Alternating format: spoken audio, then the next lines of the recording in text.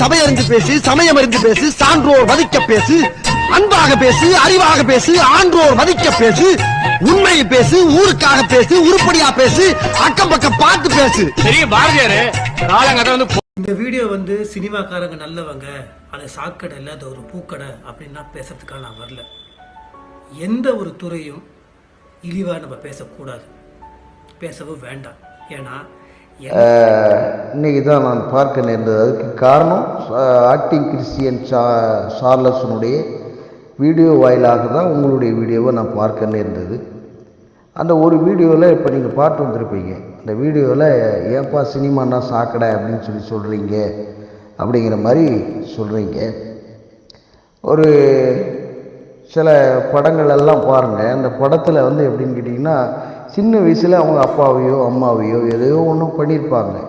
அவன் பெரியவனாகி ரிவெஞ்ச் எடுத்து இது பண்ணி கொலை பண்ணுற மாதிரியான ஒரு கதை போயிடும். அப்புறம் மறுபடியும் பார்த்திங்கன்னா ட்ரெஸ் சென்ஸில் ஒரு ஆபாசம் நிறைந்தது, இடரல் உண்டாக்குற மாதிரி மனிதர்களை, இளம் வாலிபர்களை, வாலிப பிள்ளைகளை இடரல் உண்டாக்குற காரியமாக இருக்கும். அதேமாதிரி சினிமாக்காரங்க என்ன பார்த்திங்கன்னா, ஒரு நார்மலாக போகிற இடத்துல இப்போ விருகம்பாக்கம், கூடம்பாக்கம் இந்த மாதிரியான பகுதிகளில் போகும்போது பேண்ட்டு இறுக்கமாக டைட்டாக போட்டு போவாங்க. நான் நிறைய பேரை பார்த்துருக்கிறேன். புரியுதுங்களா? அவங்களுடைய இப்போ சேலை கட்டி நடிச்சிருப்பாங்க. ஆனால் வெளியில் போகும்போது அந்த மாதிரியா ரொம்ப டைட்டாக போட்டு ரொம்ப அசிங்கமான ஒரு காரியமாக இடரல் உண்டாக்குற மாதிரி காரியங்கள் இருக்குது. ஆனால் வேதத்துக்கும் இதுக்கும் எதிர்மறையான காரியங்களாக இருக்குது. நீங்கள் பாஸ்ட்டு 1995 எல்லாம் தேவர் மகன், அமரன், இன்னும் பலதரப்பட்ட படங்கள்லாம் மிகப்பெரிய தாக்கத்தை உண்டு பண்ணிச்சு மக்களிடையே. அது என்னென்னா ஒரு ஜாதிய வன்மத்துக்குள்ளே கொண்டு போச்சு. அநேக பலிக்கு பலியான கொலைகள், ரிவெஞ்ச் எடுக்கிறது, இந்த மாதிரியான காரியங்கள்லாம் சினிமாவில் ஒரு பாடம் புகுத்திக்கிட்டு வருது. ஒவ்வொரு காரியமாக பார்த்திங்கன்னா அங்கே தான் என்ன கலாத்தியருக்கு எழுதிய நிருபம் 5வது அதிகாரம் 19, 20, 21 சொல்லப்படுகிற எல்லா காரியமும் அந்த இடத்துல இருக்கு. புரியுதுங்களா? சினிமாக்காரங்க நீங்கள் சொல்கிறீங்க அந்த இடம் ஏன் இப்படி இருக்கீங்க, சாக்கடை, நான் நல்லதா கெட்டதான்னு சொல்ல வரல அப்படிங்கிற மாதிரி சொல்கிறீங்க.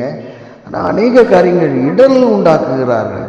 புரியுதுங்களா? சினிமா வாயிலாக நிறைய காரியங்கள். இதற்கு சினிமா பட பாணியில் கொலை முயற்சி, சினிமா படத்தை மிஞ்சும் அளவுக்கு இதாக இருக்குது அப்படின்னு நீங்கள் கேள்விப்பட்டிருப்பீங்க.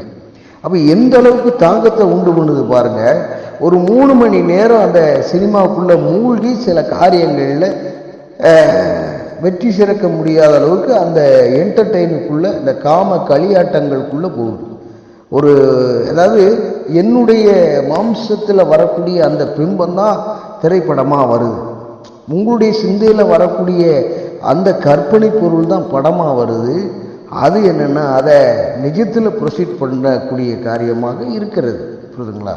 அதனால தான் அதை சாக்கடைங்க. அந்த சினிமாவில் புறப்பண்புகள் இருக்குது, வேதத்துக்கு விரோதமான காரியங்களாக நிறைய பண்ணுறாங்க அப்படின்னு. இப்போ கூட நீங்கள் நாடகம் நடிச்சிருக்கீங்க. இப்போ நடித்ததில் அதில் ஒரு வில்ல இருக்கான், அதில் ஒரு பொம்பளையே வில்லியாக இருப்பான்.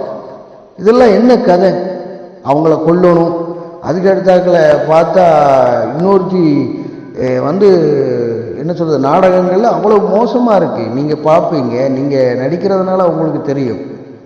வில்லி, அதாவது பெண்ணுக்கு பெண் வில்லியாகவே காமிச்சிருப்பாங்க. அவன் முதலிரவை தடுப்பாங்க, அவன் கற்பத்தை கலைக்கிற மாதிரி ஏதாவது ஒரு சீன்ஸ் வச்சுருப்பாங்க. இதெல்லாம் நடைமுறையில் இருக்கா அப்படின்னு பார்த்தா பெண்ணுக்கு பெண் எதிரியாக இருக்காங்களா? இல்லவே இல்லை, யாருமே கிடையாது. ஆனால் ஒரு புதிதான கற்பனையை கொண்டு சில காரியங்களெல்லாம் உட்புகுத்தி அவங்கள வேற ஒரு காரியத்துக்குள்ளே போகாமல் கெட்டு போகிற காரியமாக அதில் இருக்குது. புரியுதுங்களா? அதனால தான் அதை புறப்பண்பாக சொல்லுகிறோம். யாரும் நம்ம வேதம் சொல்லுகிறபடி அதில் இல்லை, நல்ல விஷயங்கள் இல்லை. ஆனால் சிலதுகள் நல்ல விஷயங்கள் இருக்கிறது. ஆனால் மோஸ்ட்லி நிறைய காரியம்